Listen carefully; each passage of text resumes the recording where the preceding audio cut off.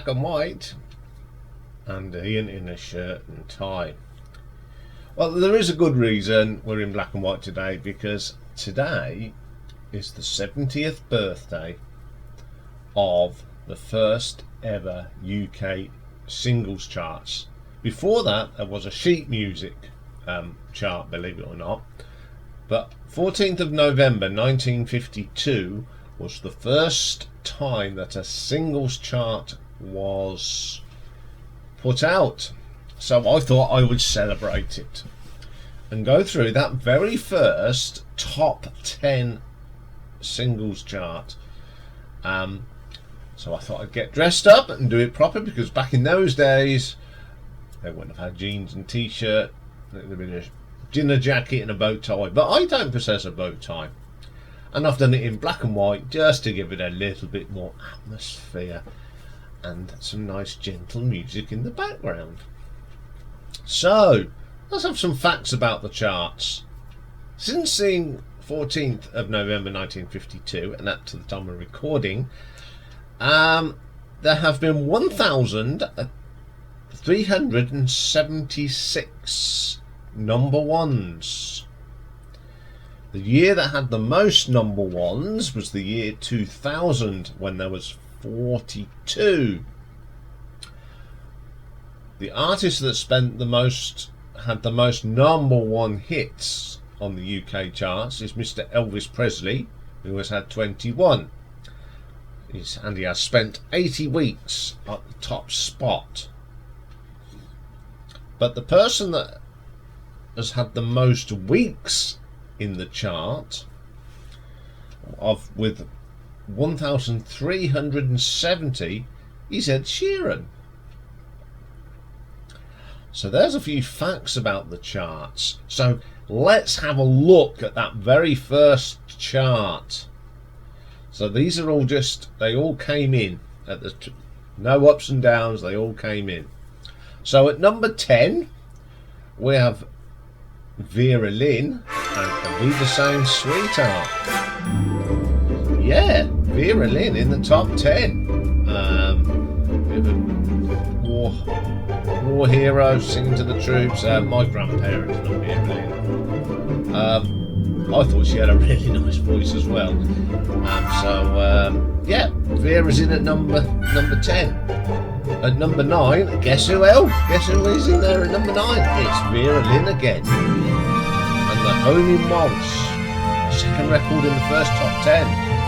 Pretty impressive. Very sort of sick song to We'll Meet Again, that sort of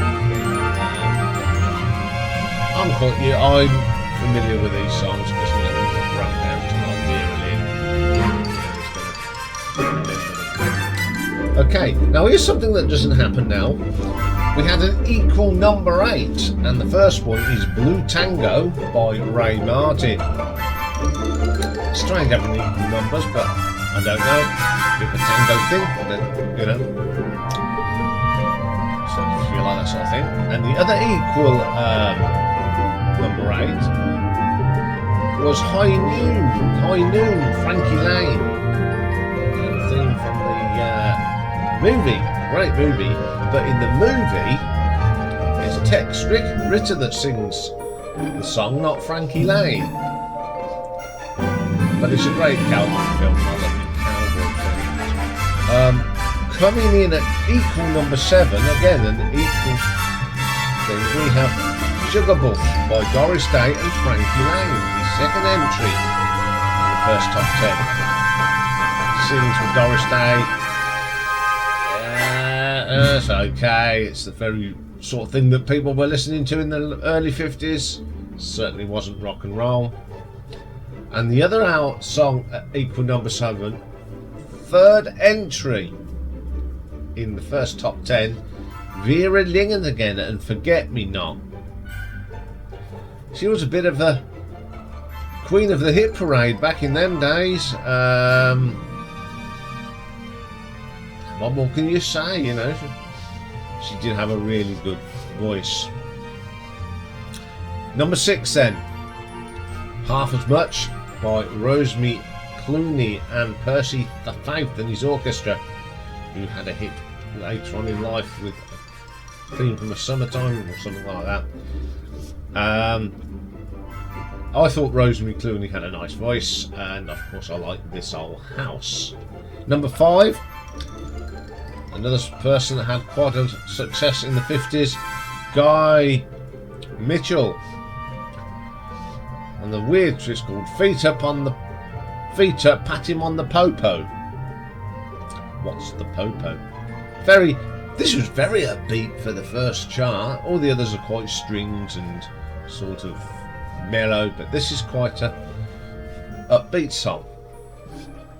Coming at number 4, Mr. Bing Crosby and the Isle of Innisfree. Yeah, one of these sort of crooner type voices.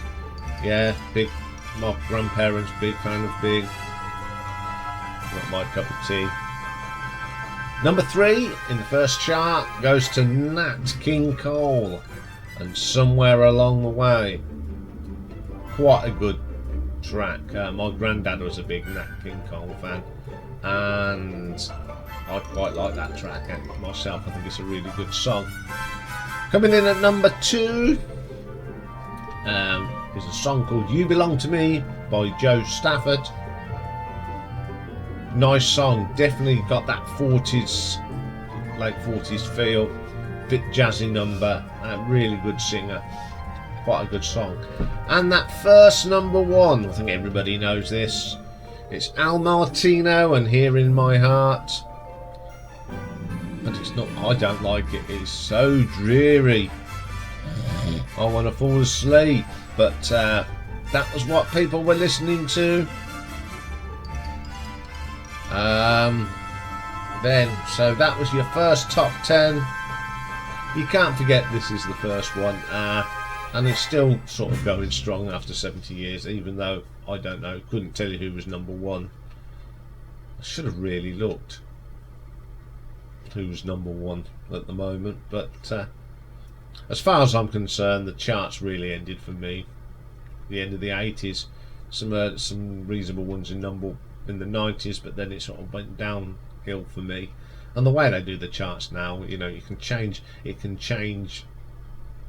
on the Sunday, you know, it's done with streams, and it's all confusing now, but it still goes strong, and it's become a bit of an institution. So there we go, there was a little bit of a celebration of the birthday of the chart. I'll be back tomorrow. And what we got for you tomorrow? It's tribute day here on RTO. Two musicians, singers, sadly left us in the last couple of weeks. First, we're doing Dan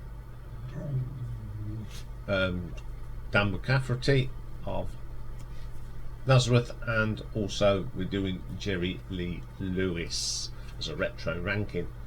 So I will see you tomorrow. Rocky is grumbling, which he does never do in the mornings. So I will see you all tomorrow. Bye for now.